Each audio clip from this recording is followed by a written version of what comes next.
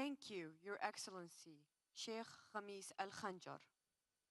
Now, our first panel is titled The Middle East Managed Chaos, Assessing the Region's Challenges and Prospects.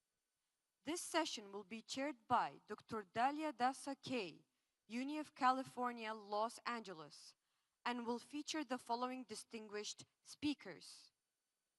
His Excellency Hoshyar Zebari, former Foreign Minister, Federal Republic of Iraq. Mr. Ferhat Nasisroglu, Member of Parliament, Republic of Turkey. Dr. Tarik Yousef, Middle East Council on Global Affairs, Qatar. Dr. Kayhan Barzegar, Institute for Political and International Studies, Iran. Okay, thank you very much for that introduction. Thank you, MEPS, for having us all here. And it's wonderful to be with these distinguished hosts and this distinguished panel. So we are tasked with looking at both challenges and opportunities and how we manage the chaos. So what we'll do, I think, is we'll start with the chaos. We'll start with the challenges. And what I think would be very interesting is to get the perspective from each place where you're sitting from your vantage point, of what you see as the top threat today. And if you were sitting in MEPS November of last year, because let's face it, this has been a remarkable year. The fall of Bashar al-Assad, 12-day war, bombing of Iran by US and Israel, a strike in Doha, but also positive developments.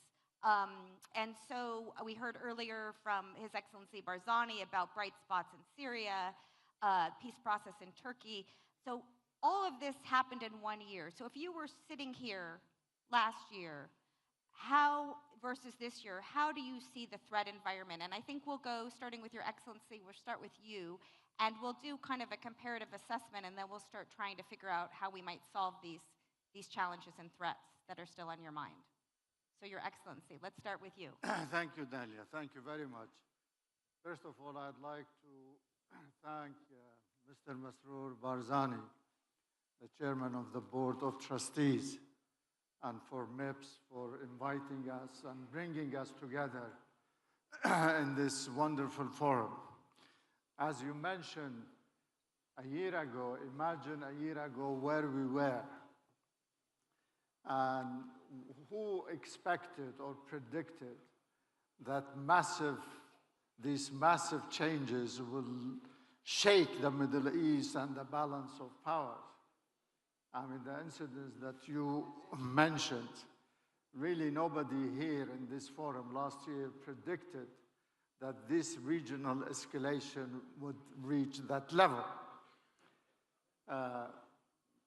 The Middle East generally, I will quote a friend of mine whom I know for many years, has said, the Middle East is a region of the world where instability is infectious because everything important is connected. And really, this is our part of the world. We have to be realistic, whether it is a new Middle East or the same Middle East, but definitely the trends, the geopolitical trends, are for changing the Middle East, as it were.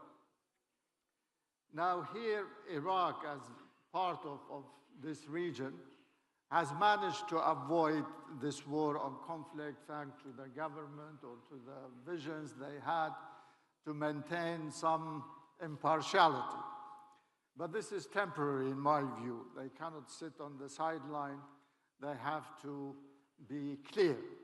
I personally think the major challenge to Iraq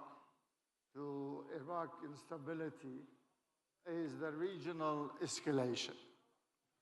I mean, this escalation is not over in my reading. It's not done. It's not been frozen. I mean, it could erupt anytime.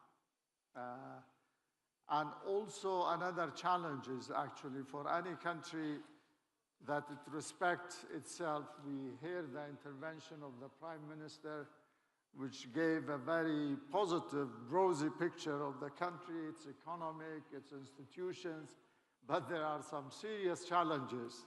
One of the key challenges is the non-state actors rule, or the militias, that every government is promising, pledging to bring them under some control or integrate them. Here, Kurdistan really has tried to be a force of stability, a bridge between Baghdad and the regional neighbors that we have and the international community. So we commend the work of the government for that. Another factor of stability is the fragility of the institutions. We were discussing with some Iraqi friends about how important it is to have this institution strengthened and empowered. Is another challenge in my view, in my personal view.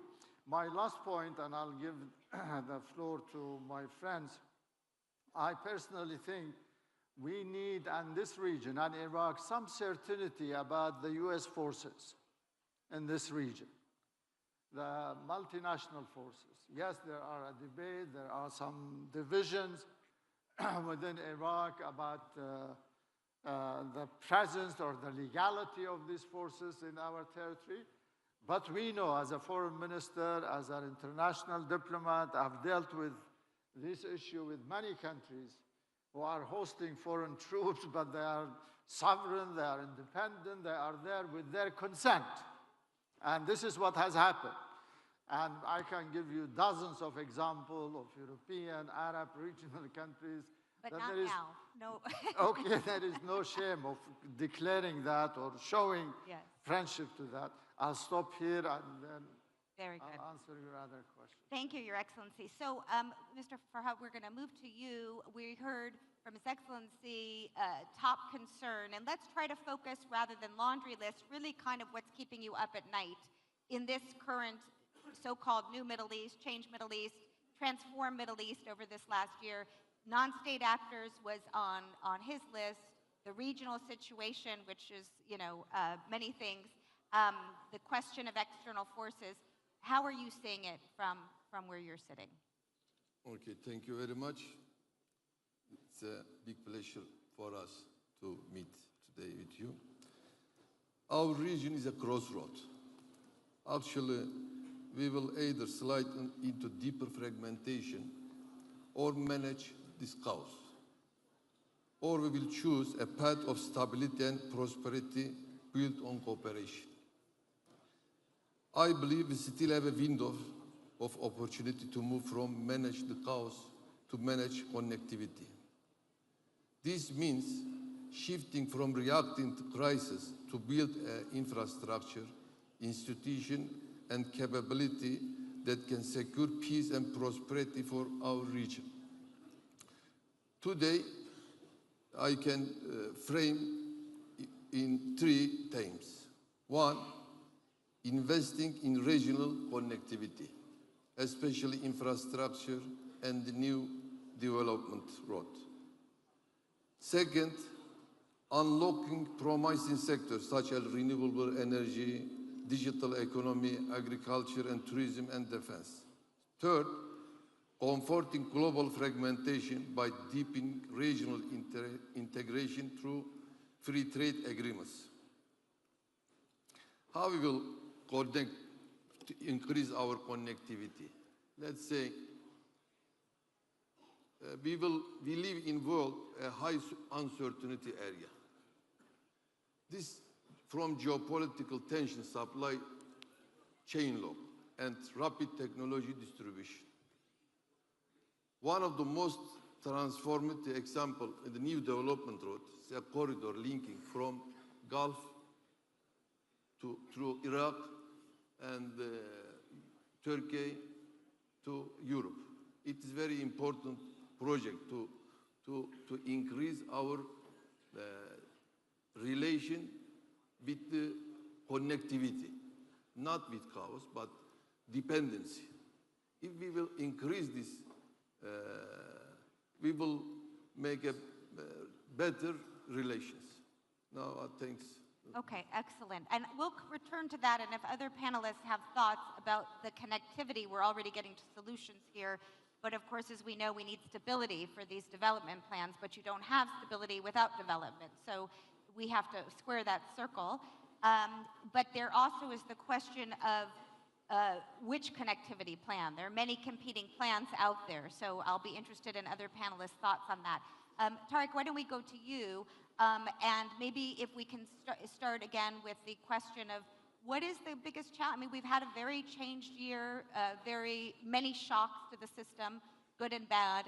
How are you seeing it now, sitting in Doha, but also your broader analytic take? Thank you, Daisy. Bismillah wa salatu wa salam ala Rasulullah. Thanks to the organizers here for inviting me. It's my first opportunity to be in Kurdistan. I've enjoyed my stay, and I'm very pleased to be on this panel. Building perhaps on your question and His Excellency's contribution, and also keeping in mind what Sheikh Al-Khanjar has said, is where I'm going to come at this, I think. I think at this moment in time, as we look at the last year, the last 2 years, I think if there is one thing that has become perhaps clear to many people in the region, I say this with a lot of confidence, about not just governments in the region, public in the region, is that the biggest threat to instability at this moment, as has been revealed through a course of actions and aggressions and militaristic policies, for the first time perhaps in a long time, is Israel. There's a growing realization and a consensus amongst actors and countries in the region that the biggest threat is really Israel, especially with its current posture, philosophy, ideology, and outreach and approach and behavior towards countries in the region. This is, for the first time, I would argue, is the case in probably at least 15 years. And it raises, I'd say, fundamental questions about regional security and regional order. And it creates, in my humble opinion, the opportunity that Sheikh Khanjar was hinting at, the need for a new security regional order. For the last 10, 15 years at least, as most of you have observed, the US has tried through various initiatives to create such an order. The order rested on 3 formulas that I think have become widely understood, observed, and I would say enforced through various administrations in the US. The first component of this order was normalize relations between the Arab world and Israel. So the Abraham Accords, the Negev Summit, the East Med Gas Forum, I could name the initiatives where Israel and the Arabs were meant to come together. The second component of the US efforts was contain Iran, isolate Iran, keep Iran weak, threatened, constantly under the prospect of a threat. The third was, and this of course was obvious to many of us, but not as much discussed, the third component of what the US had tried to do was to exclude Turkey from any regional initiatives, whether it is the Abraham Accords or the Negev Summit or the East Med Forum or the IMAC. Turkey was meant to be kept out. All of this, in my humble opinion, has come to a collapse in the last year especially, creating the opportunity through this perception now that regional matters need to be handled by regional countries.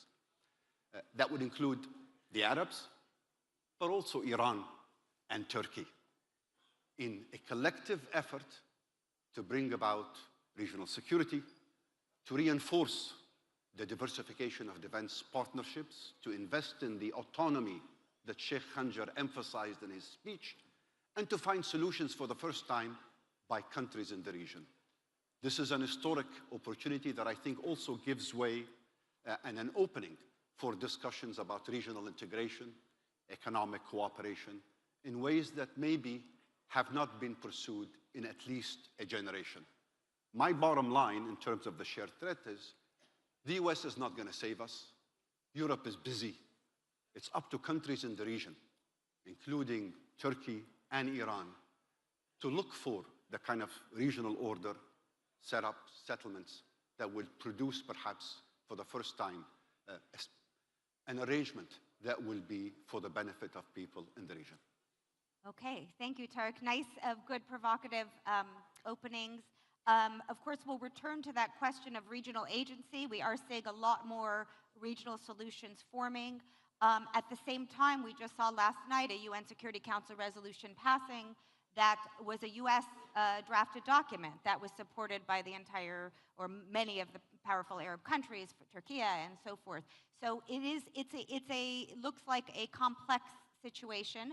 Kayhan, we'll go to you, and I suspect you might have some agreement with your colleague Tarik here on how you see the threat environment. And as you know, people sitting in the U.S. and not in every quarters, and many in the region have pointed to your country as a source of concern and instability. But how are you seeing it in Tehran, given the fact that you faced a pretty unprecedented attack last June? And is the story over or not? Well, thank you very much for inviting me to share with you some of my views as an Iranian academic. I think the apparent thing is that in the region we are using too much use of force, and this is something that is very apparent in the region, and we saw it in bombing campaign against Iran, Israeli attack on Iran. So the obvious matter is that this use of force, too much use of force, has been supported by Western technology, and technology is becoming as a matter of disintegration. So I would say that the Western order is acting against its own order. When it goes to Iranian nuclear diplomacy, for instance, in the middle of nuclear diplomacy, we see bombing campaign against Iran. We see the IAEA to send a false report about the Iranian nuclear program and activity. We see the snapback by the Western and European countries. All of these are something that is pushing independent nations in the region to act in its own independent way.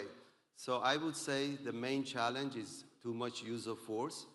The Western technology that is supporting, for instance, the Israeli, Tarik mentioned the Israeli, technological, superiority on the air has somehow challenged the Iranian power in a way. So I would say that we are using a lot of use of force, especially in our region, that there are not much norms and regulations created to control these use of force. We see a great deal of challenge right now that should be dealt in a proper way. Okay, thank you. Your Excellency, I wanted you to respond maybe to some of what you just heard, especially this question. I know you have been quite critical. You speak your mind openly, and you've been critical of Iraqi foreign policy, diplomacy, as kind of not exerting the influence that it could, given the strategic position here in Kurdistan and Iraq and the role it plays in the region. You heard from Tarik a lot of greater role of the region being able to solve its own problems because, of the changed geopolitical landscape. What would be your prescription for how Iraqi foreign policy could change, and where would you focus it? Would it be Israel-Palestine? Would it be another arena? Where do you think you could make a difference? Thank you very much. I have here in the audience a dear friend, Professor Ahmed Dawoodoglu, who is a great friend and a mentor for diplomacy and others. I mean, he can correct me, actually. For any country to have an influence, to be on the table, I mean, to be counted for, not to look for others to speak for her or for the country, no, actually, you should present your cause and be confident enough. Only you can do that when you have an independent policy of your own, and you don't look left or right, let's say, over your shoulder. No, I think you have to do what you believe, you are convinced. For Iraq, it's Iraq's destiny. It's part of the Arab whole, of the Arab community, of the Arab countries. That is destiny. I mean, since Iraq was created. Definitely, it should not deviate from that. It doesn't mean that Iraq should not have an excellent relation with Iran, with the Islamic Republic, or with Turkey, or with other countries. Not at all. That doesn't contradict each other at all. But I think for priorities, it has to go with the mainstream Arab countries, wherever they go. That was really what we followed after 2003. Even there are some cases which we couldn't believe, but in solidarity with the Arab consensus, we have gone. So the issue of recognition of the one-state solution or two-state solution is problematic. Iraq, I mean, even before 2003, Saddam Hussein, when he was the hardest Arab nationalist, recognized the Arab peace process. In 2002 in Beirut conference. We, after 2003, in successive Arab summit and Arab meeting, again, we embraced that Arab solution or Palestinian solution. Now, after so many years, you say, no, I'm not part of that. It really doesn't make any sense. So you would support the no, I mean, that resolution that passed yesterday? I think that is the consensus of the Palestinians themselves. Yeah. Okay, so we cannot be more Palestinians than the Palestinians. On many other issues, really, I mean, you have to be credible in dealing with international diplomacy, with other countries, with superpowers, with the American, with the European. Really, you have to be credible in many ways. I mean, to honor your commitments, to honor the agreements you have, the memorandum of understanding you have. What I hear, the feedback, really people have their own doubts whether these guys are serious or not. Yeah. I mean, that's a question. In fact, I mean, for the Iraqi government or the next Iraqi government, they have to address in order to gain more credibility in their foreign policy and in their position in dealing with the rest of the world. Thank you for that. So sticking on this issue, because this is live news, the Security Council they don't pass very much these days, but the Russians and Chinese abstained, and your government supported this resolution to move forward with the next stage of the ceasefire. What role do you see Turkey? You were very active in pushing for the ceasefire.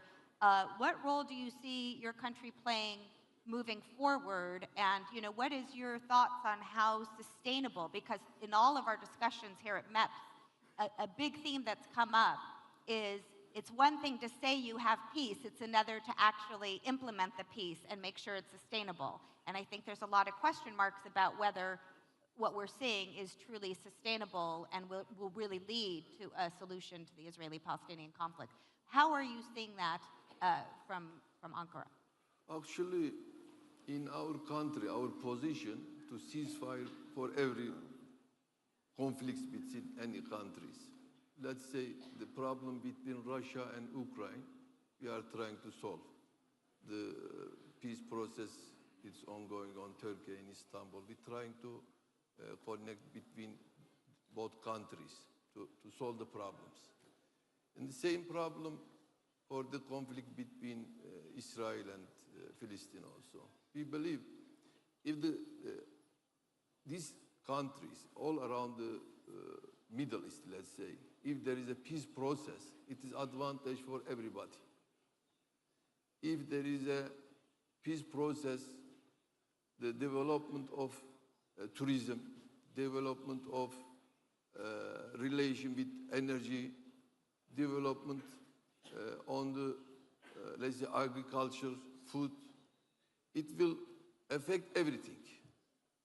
For that reason, our president Mr. Recep Tayyip Erdogan. He's all the time, his aim to solve the problem in Middle East, and he's trying to be peace process on that process. And we believe, firstly, we have to solve the problem in Turkey. Now, in Turkey also, we start to make a peace process.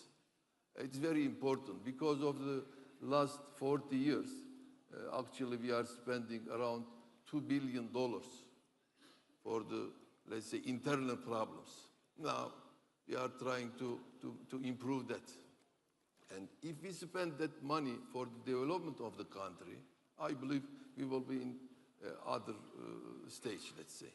So you're optimistic on the peace process moving forward? Yes, we are optimistic. Can I just ask Your Excellency, and then we'll move to the other panelists, what your view, you know, how you think Kurdistan and Iraq at large is looking at what's happening in Turkey vis-a-vis the how are you viewing?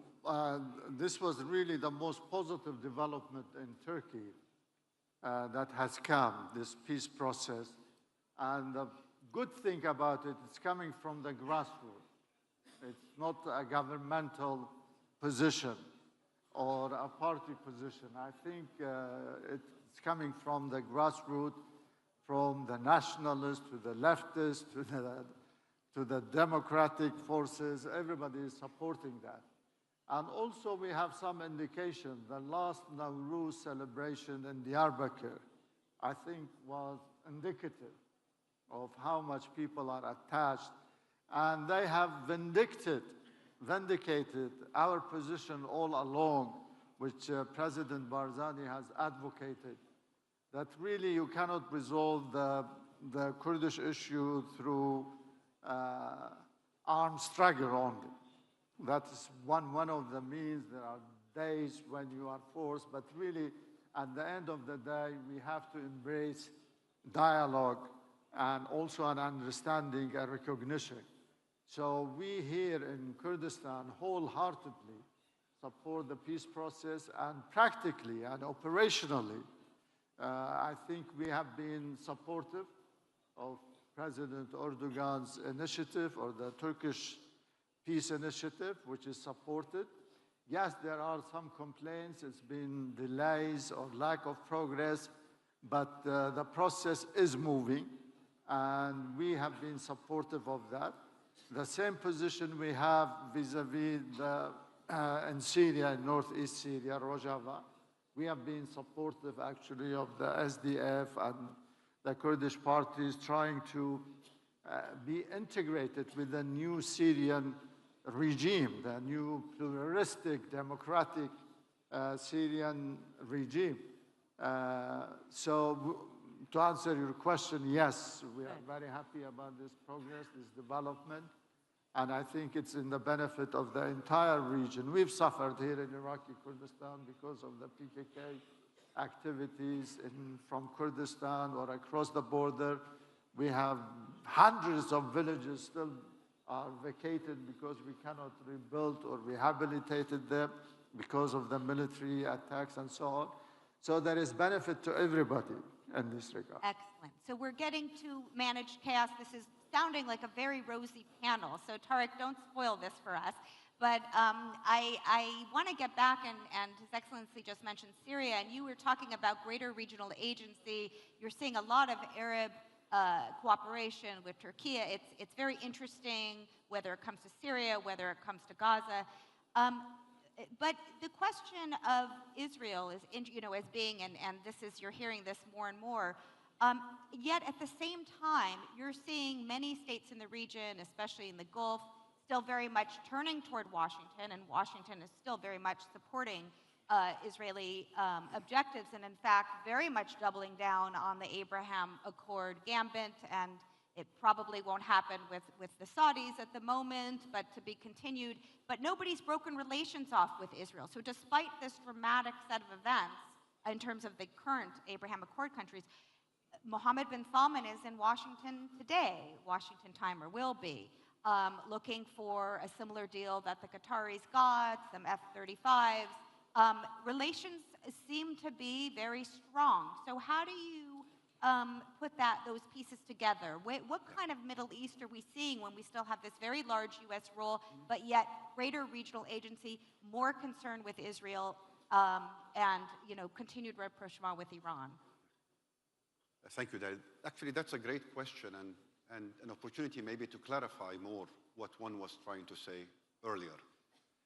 There's no doubt that in the short term, in the very short term, the U.S. is indispensable. The U.S. is relevant. The U.S. is the most influential actor in the region. It will help with the ceasefire. It will conduct transactions with various countries in the region, including with Mohammed bin Salman, on weapons, on security guarantees, on a host of other economic initiatives. But the notion that the U.S. is in the long term your security guarantor, or U.S. credibility as a guarantee for a regional order, I think has long been shattered, especially in the last couple of years. And you hear this everywhere. I've been quoted as saying recently, in the case of the strike by Israel on Qatar, which was a major political shock for people in the Gulf, states, observers, and the public. I said publicly, there are $500 billion in a commitment to the US, investment commitments, business commitments that the Qataris had just made prior to the strike during Trump's visit to the Gulf. Cannot buy you a phone call to warn you about an incoming strike. How much faith can you still have in the so-called US security umbrella? So in the short term, the US is indispensable. We need the US, we need for the ceasefire and everything. But increasingly, the realization that regional countries have to show agency, engage in collective efforts to resolve problems, and you're seeing it, as you rightly pointed out. Turkey, Saudi Arabia, Turkey, Egypt. Gulf countries are diversifying with Asian countries. Elsewhere, countries in the region are also exploring how to protect, invest in autonomy, how to ensure that, in fact, legitimate, credible security needs are being addressed, are going to be increasingly responded to and addressed by countries other than the US. As for the Abraham Accords, I think they've become a huge liability for the countries that signed onto them. Yes, they seem to be a promising initiative a few years ago, but have you seen any signatory to the Abraham Accord come out in the middle of the genocide that's taking place in Gaza and say, we're still committed, we're proud of that policy, we think this was a long-term good bet for us? I don't think so. If anything, a lot of countries have been slowly, maybe covertly downgrading that relationship. This is not to say that Israel is not going to be a part of a regional order promoting security and prosperity. It can. Hopefully it will become. But it's certainly not the current Israeli regime. Not the ideology, not the tactics, not the policies, and not the approach to countries in the region. And so thinking short-term, managing the chaos, but long-term promoting what Sheikh Khanjar, I think, was hinting at, collective effort, leadership shown by countries in the region to promote joint security and joint prosperity. And I would fall back again on my bet, my belief, that that order has to include Iran and it has to include Turkey in a collective effort for everyone. Okay, well, thank you for that. And I think it is an important reminder that, to have real peace, you have to make peace with your actual enemies who you're fighting. And here I want to comment one thing on Tarik's statement. Really, you mentioned that the Abraham Accords have become a liability, while the attitude now is to broaden the Abraham Accord to include Saudi Arabia, Indonesia, and others. So at the end of the day, everybody needs this indispensable power, you see, to intervene. Even if they are running away from the Middle East will follow them, you see, to come back. I recognize that. Well, and I think that's an important point to underscore, Your Excellency. It's not either or. I think there's too much of this debate. The U.S. is in, it's out, it's a complex picture. But Kayhan, speaking of making peace with your enemies, there's a lot in terms of how Iran is navigating the new threat environment, Of course, in many quarters, there's a sense that Iran is on the back foot. You're hearing American policymakers constantly talking about a new realignment, feeling very emboldened. How are you reacting to this? And we didn't, Tarik talked about the U.S. role and some, hedging with Asian powers, especially China. Is China-Russia alignment your way out of this, of survival, or are we going to be surprised at MEPS next year that there'll be some renewed U.S.-Iran dialogue? President Trump has suggested he's interested. He thinks the Iranians want to come back to the table, that they're pressured to come back to the table. Is this in the cards? Do you think this is possible, or do you see a different future? Actually, I think that, the way they dealt with Iran was very dissatisfactory not only by Iranian government, rather by Iranian nation. And one of the main lessons to Iranian after the 12-day war was that for the first time, the Iranian realized that they need this certainty to go towards China and Russia. And I think at the same time, because before that, the Iranians were confused going to the east or the west, when they realized that the Western countries are not going to give Iran investment, technology, whatever, then they realized that they need to go to China, not liking China or Russia, but this is something determining Iranian to go in that direction. And at the same time, I think on the Chinese and the Russian part, they realized that the Western countries are weakening Iran in their southern for Russia and their western border with China. So they need to somehow support Iran. So we see a new equation in a way that there is a kind of certainty in strengthening relations between Iran, China, and Russia. And I think that that is the logic, the strong logic that the Asian development needs to be somehow evolved in a non-Western way, as we see in the region after the U.S. Support of Israel, and is really doing everything everywhere in the region, that we see no balance of power rather than the region one side, the Israeli on the other side. We see a great deal of self-reliance by the regional state to count on their own and diversifying their relations with not China and Russia. I would say that regional power and rising power like Saudi Arabia, Turkey, Iran, India, China, Russia, these countries are perceived in a non-Western world, and they need to cooperate in a way. And I think another point is that the region needs, as it was mentioned by the participant, the region needs to solve its issues before going to the West, because this has been apparent after the Israeli attack on the Iranian nuclear facilities and the U.S. bombing campaign against Iran to stop Iran, firing missiles to Israel. That was the reason that Iran has accepted ceasefire because of the U.S. bombing. We have this growing dissatisfaction inside Iran that we should not have accepted the ceasefire. We should have continued, because the Israelis do not understand the way that they want to deal with the other nations. So I think we are on the verge of a very turning point time in the region. And there has been an opportunity created in the region to cooperate with each other, I think, between Iran and countries in the region, Turkey, Iran, and other Arab countries. There is this opportunity to work together, because this is something that the region is realizing. The Western way of attituding towards the region sometimes goes to its factory default use of force, and all issues of diplomacy, human rights, international law, all of them goes in the context of double standard. You see a great deal of, different attitude by the West. So this is the real challenge we are facing right now.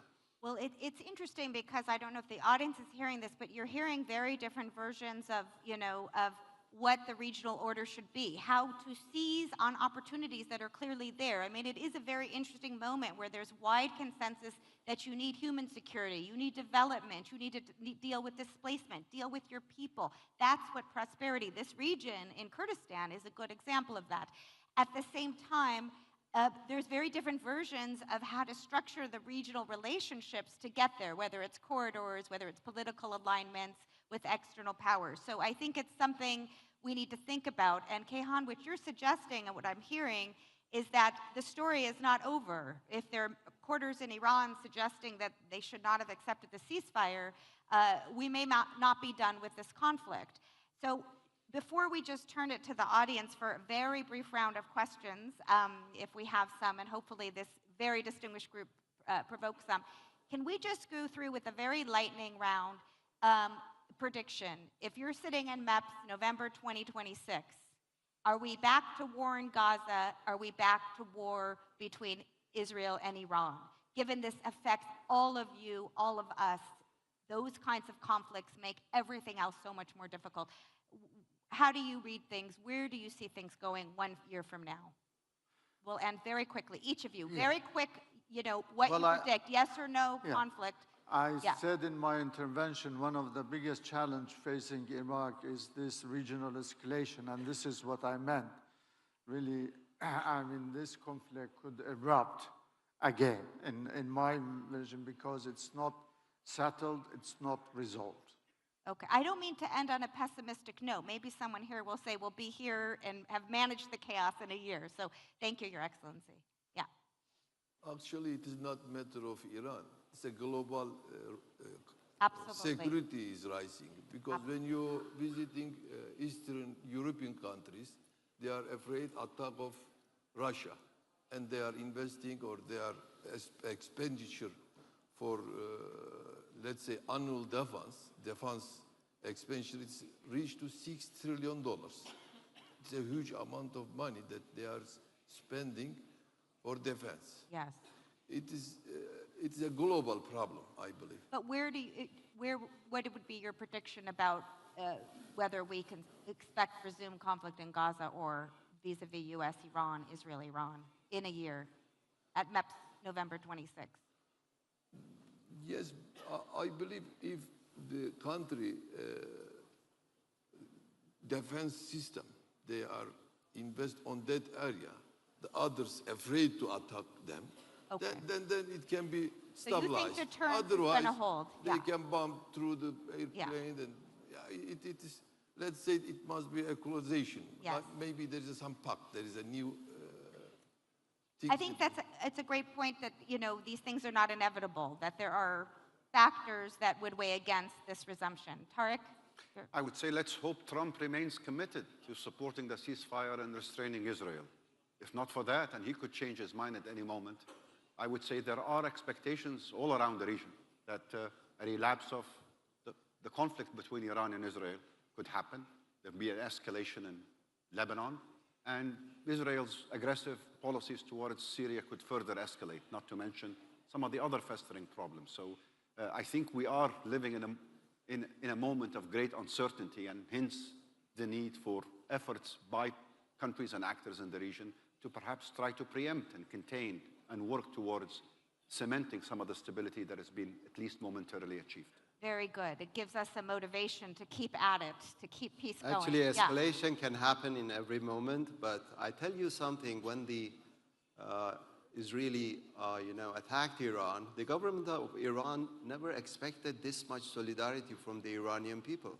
The Iranian became very angry. They cannot even, digest the American bombing of Iran. So there is this angerness amongst the Iranian that could pave the way for a devastating attack by Iran to Israel. The Iranian would not attack Israel.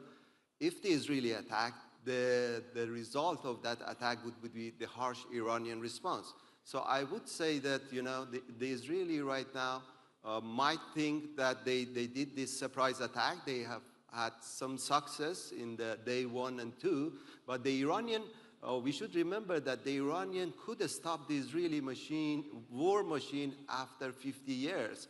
The Iranian fought well. I think against two technological power. That was something that we should take into consideration.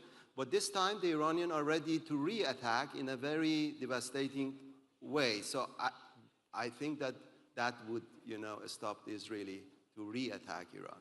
Okay, so assurance of deterrence. Okay, so let's open it up. Thank you all, very interesting conversation.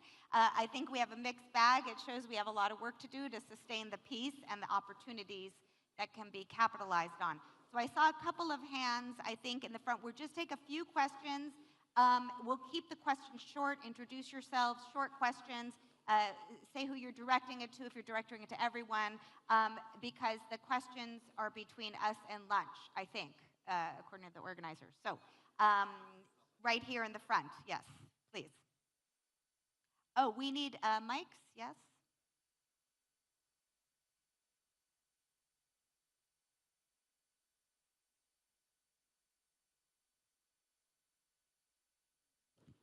Thank you very much. Loyal Khatib, academic and former minister.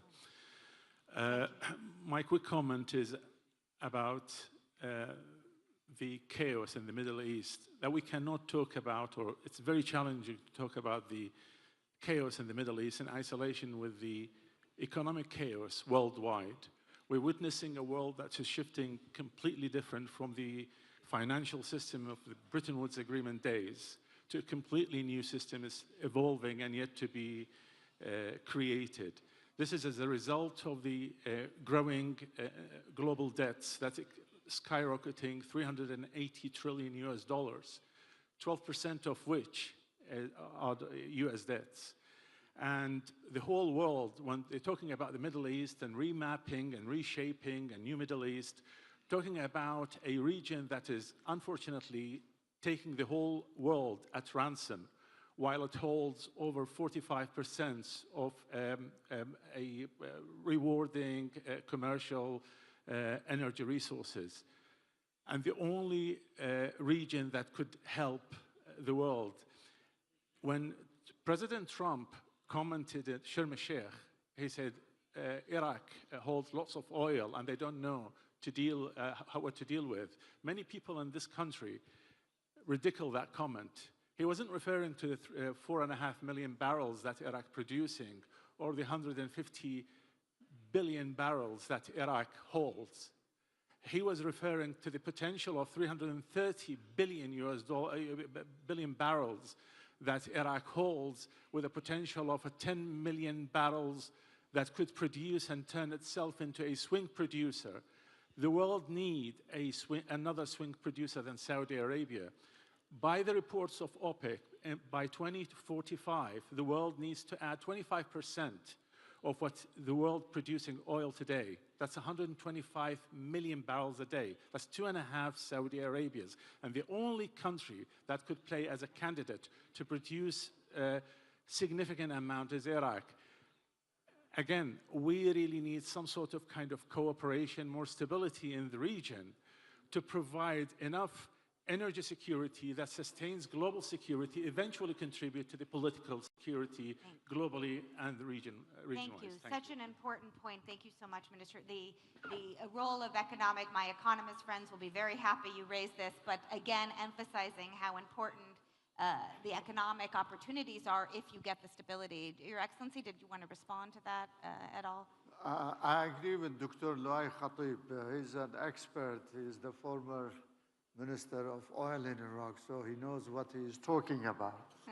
I think the key point he highlighted is political stability in the region is in the best interest of development, of investment, of trade, and this is what is lacking, and that's why we're discussing chaos in the Middle East. Yes. Absolutely. Do we have any, I see hands in the back, we'll take just a couple more, but do we have any students whose hands are up? Because I can't see. If it's a student, wave your hand, because you'll get priority. Students? No? Okay. Oh, okay, right back here. Thank you.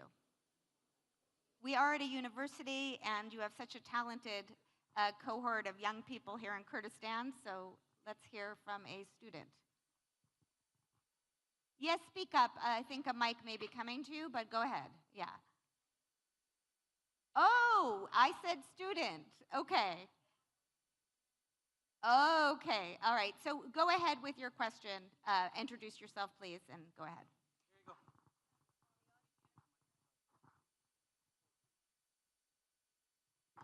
Thanks so much.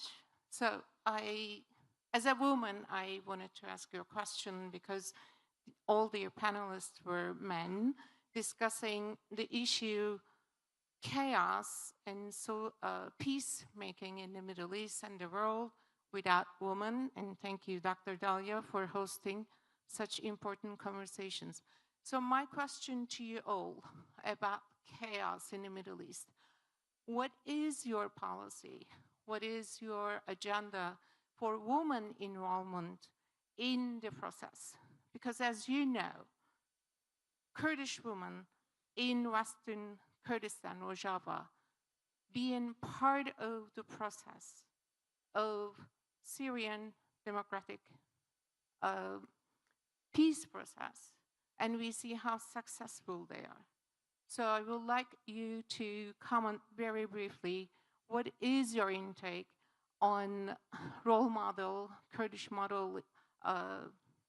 women's implementation in chaos and peace process? Thank you. Thank you so much for that question. And since there was a previous, point in the conversation about economic development, all the data shows that without integrating youth and especially women in the workforce, you're going to have a big challenge. So anybody have any thoughts on the role of women in these peace process, whether it's in Syria, whether it's in Turkey, whether it's, this region, in general development, Tarik or Mr. Ferhat? Just a remark. Yes. Last week, we are in Germany, Berlin, and we have a meeting with Yazidi people. They are divided, and because of the region also, they are, especially in Turkey, they have some problems, and we are trying to solve the problems. And one of the women, they said in Turkish, I don't know how I spell in English, but they said, bizim memlekette kadınlar erken uyanır, güneşten önce uyanır. Çünkü güneşi doğuranlar bizim kadınlarımızdır. I don't know how I can spell it. It sounds good, but I don't know. But they said, the woman, it is early wake up. Before sun rising, they are wake up because they are doğurmak, doğurma. We're hard workers.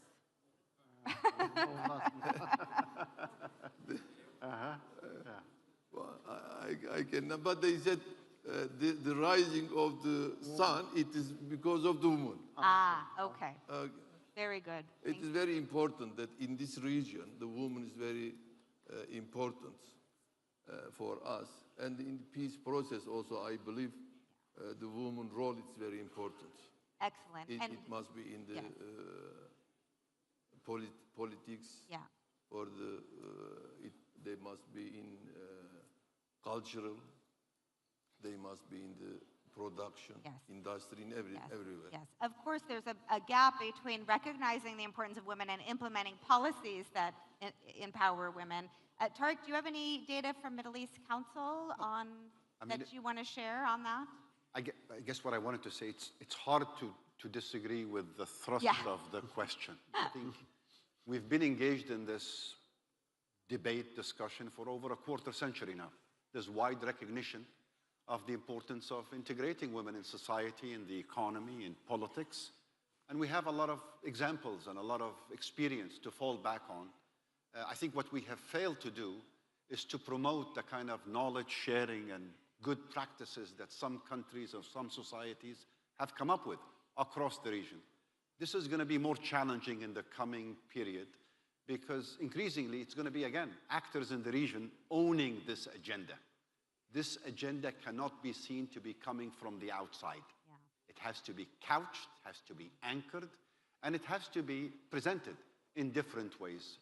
I don't see any resistance in the way that perhaps was the case a quarter of a century ago, to promoting gender equality, the empowerment of women. But maybe if I have an opportunity now to just add my 2 cents to the question that was asked previously. I think increasingly, as you said, Dr. Luay, it's not just the international political order that's fragmenting, it's the international economic order that's fragmenting also. So globalization is in retreat, trade wars are emerging, countries are becoming more protectionist, and national security considerations are seeping into everything.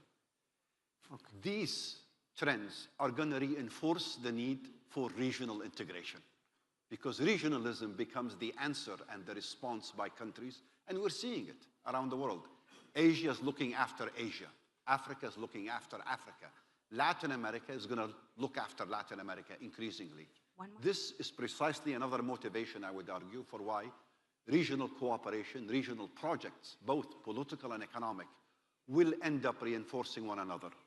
Case in point, as much as I like the IMAC and the promise of the IMAC, I am much more excited about the Middle East Development Project, for example, the corridor that links up Iraq and Qatar and the UAE with Turkey. That's organically placed, it makes economic sense, it doesn't need geopolitical underpinnings, and it helps with regional security and regional prosperity. Okay, we ran out of time. I see there's more questions, but perhaps over the lunch you can ask the others. I'm hearing a lot of actually optimism, region instead of one country first, region first. So maybe we need a new motto that comes from this panel. But a lot of challenges, but I'm hearing a lot of room for capitalizing on those opportunities. Thank you all very much. Thank you to the audience. Ladies and gentlemen, thank you to our distinguished speakers and to our chair for this insightful session. We will now break for lunch. We kindly ask you to return to the hall by 2:30 p.m. as we continue with our program. Thank you. آماده بوین برز نوکجی دمنان خورنا نیوروژه هیویومه که هندم جمردونی و پشتی نیوروژه و گرنا ساله داکو ام برنامه خوب بدومینین. سنتوقف الآن لتناول الغداء. يرجى العودة إلى القاعة بحلول 1:30 مساء لجلستنا التالية.